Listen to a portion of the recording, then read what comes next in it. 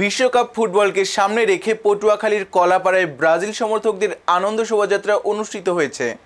শুক্রবার ৫ জুন শোভাযাত্রা অনুষ্ঠিত হয়। আনন্দঘন পরিবেশে শোভাযাত্রাটি শহরের বিভিন্ন সড়ক প্রদক্ষিণ শেষে পৌর শহরের হেলিপ্যাড মাঠে গিয়ে শেষ হয়।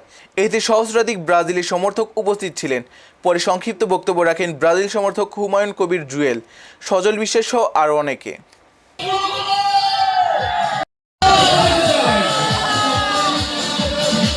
আমরা সুন্দরভাবে সুশৃঙ্খলভাবে হেলিপ্যাডে নামবো।